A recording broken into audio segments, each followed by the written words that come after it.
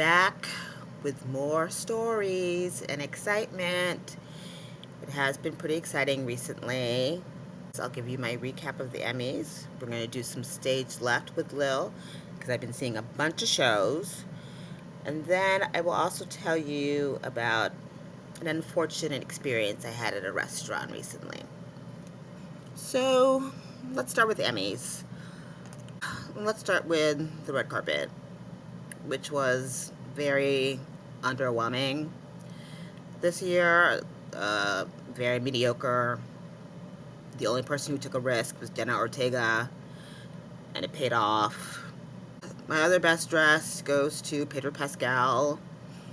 Lisa from Blackpink. Looked like a cotton candy confection. It was just really beautiful, flowy, good fit. I also liked Selena Gomez. And I hate to do this. I'm not a mean person most days. But I have to give a worst dress this time. And it might be one of the worst dresses on the red carpet ever. Or definitely at least the last decade. But Parker Posey in I don't even know what we call it. It's like an antebellum something with obviously fake looking fur. It's lavender. Look it up. She looked crazy. And also I hear she's not very nice. So, just goes to show. The show overall was fine. Nate Bargatze was the host. A lot of people like him. I've only seen like clips of his SNL stuff. I've never seen any of his stand-up shows. He's not super funny to me, and he wasn't on Emmys night. But what I did like is they did this gag where they said they were going to give $100,000 to the Boys and Girls Club, and for everybody who talked longer than 45 seconds for their speech, they would take away $1,000 from that donation. If anybody had extra time to spare from their 45 seconds, then they would put an extra $1,000 into it. I thought that was pretty clever. I think a lot of people didn't like it, but I thought it was cute. As you suspected, in the end, everybody went over, and they ended up getting a $350 donation to the Boys and Girls Club anyway. The other moment that I found infuriating was when they were announcing the nominees for Best Directing in a miniseries, I think it was. There were 5 women nominated and 1 man. And the man still won. I screamed. I literally screamed at the TV. I just can't believe it. Now let's go on to Stage Left with Lil. Friday night, I took in some dance at City Center for their annual Fall for Dance Festival, which, if you don't know about it, is where you can see several different dance companies of all different types of genres in repertory, and the tickets are only $30. The program that I saw was choreographer Clara Fury, Lil Buck, and Devon Tynes, and the third piece was from Hubbard Street. So Clara, sweet Clara, her piece called Dog Rising, it's what we call an endurance piece, because you're wondering how long you can endure it before you lose your mind. It was just the dancer doing a series of repetitive movements, sometimes for like a minute, sometimes for 30 seconds. So we watched 20 minutes of that. And then they started doing a little more contemporary moves. It was just very European, or French Canadian as it were, and not great for a sophisticated New York audience. The dancers were great, it was just the choreography was not up to par. The second piece from Lil Buck, who I've heard about for years, one of the few choreographers to bring hip-hop dance to the concert stage. Very well respected. I finally got the opportunity to see him perform, and he definitely lived up to the hype and was stellar. Sometimes when he moves, it looks like he's floating on air, and you can just sense all the emotion coming out of him. The choreography is just solid. But what made this particular piece, it was a solo piece with Jess Lobach, particular piece even more interesting was that he was accompanied by this bass baritone opera singer, Devon Tynes, who was amazing. You guys know I don't love opera, but he sounded really good, and it just added to like the emotional impact that the dance had. It was all very well done. The last piece was from Hubbard Street, an established company that's been around for years. I wasn't excited about it because the one time I saw them before, they were fine, and I figured they'd be doing the similar thing this time. But they actually switched it up a little, and it was really good choreography. It was kind of like a dance theater, but what the story was, I couldn't tell you. There was like a devil. There was a man with a clown face at one point. I don't know. I don't know what was trying to be said, but the dance was good.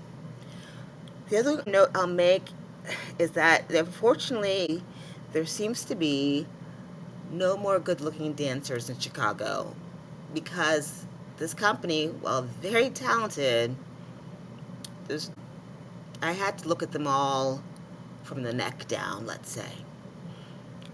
But the dancing was great. On Sunday, I did something I rarely do, but I was feeling ambitious, I guess.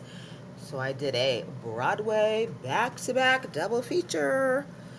I saw Operation Mincemeat, and then in the evening, I saw Stranger Things, The First Shadow.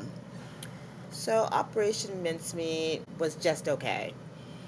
If you like Monty Python and British humor, you might like it a little more, but I found the jokes to be very mid.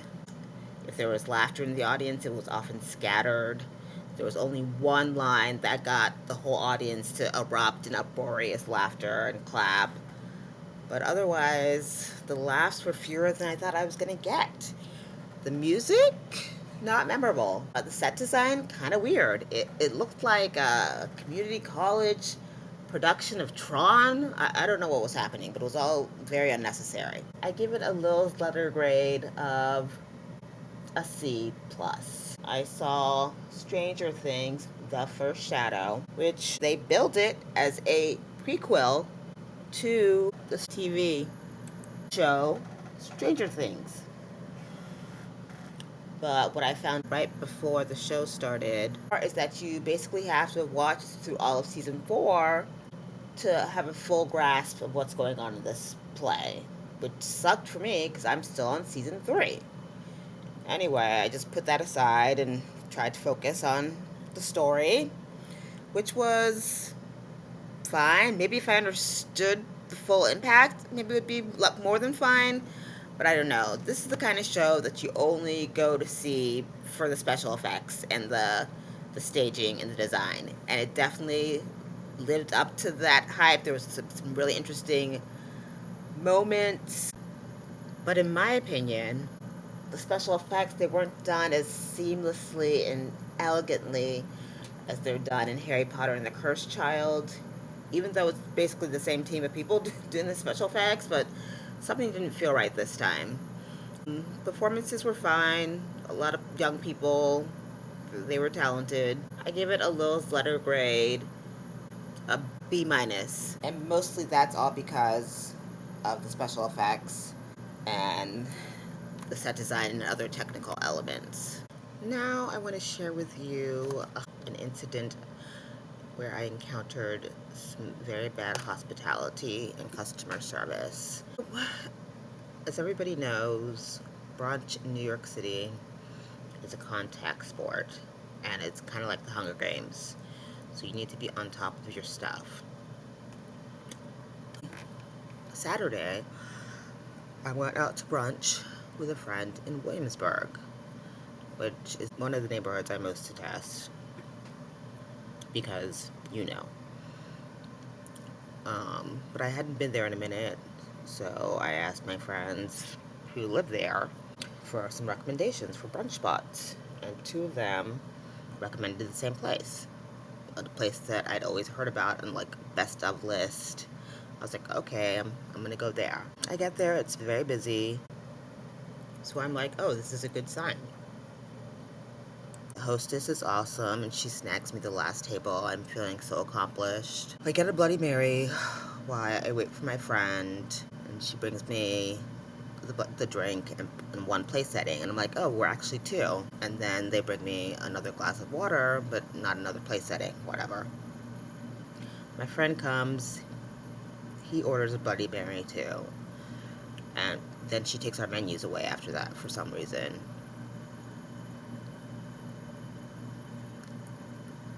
And then she just disappears for like 20 minutes, and we're like, hello, can we take our order? So my friend has to go get her, and we take our order.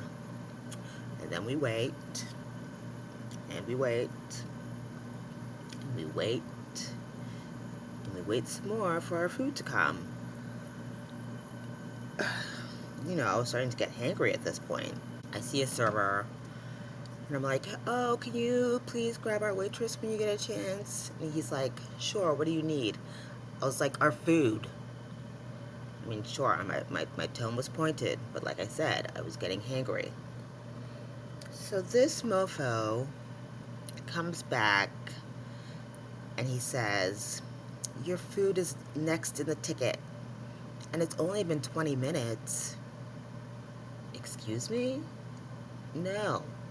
At that point, that's when you say, oh, we're so sorry for the delay. Your meal's on us. I mean, what?